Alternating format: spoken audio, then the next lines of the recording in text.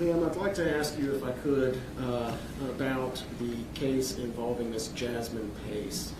Have you been submitted items of evidence for forensic analysis?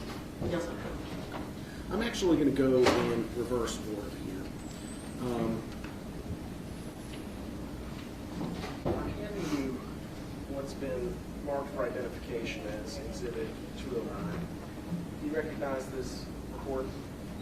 Yes, I do. It's a copy of the report I released December 6, 2024. And generally, what does the report cover? What topics?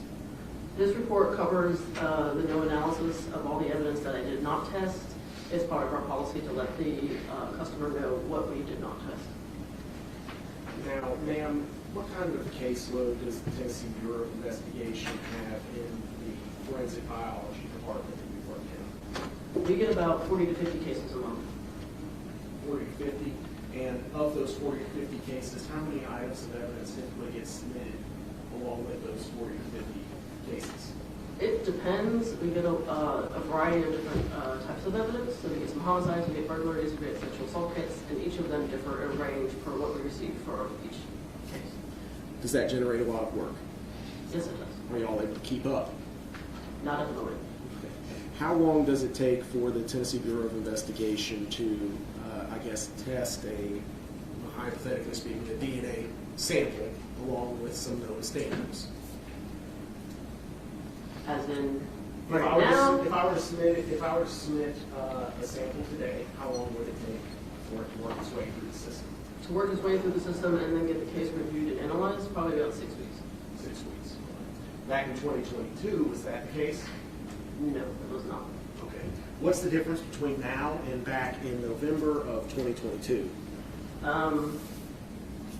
I think I misunderstood your question. So technically, if you were to submit a case now and you wanted it in the front of the line, it would be about 6 weeks.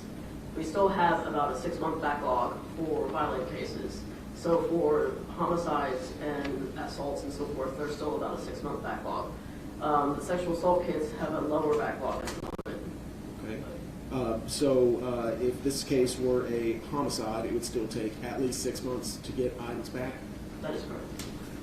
And that's, is it better now than it was in 2022? I don't remember what it was in 2022. I'm sorry. Are there any policies put in place by the Tennessee Bureau of Investigation that limits the number of items that can be submitted on a particular case number? Not necessarily submitted, but items worked. Items worked, okay. And what is that number, ma'am?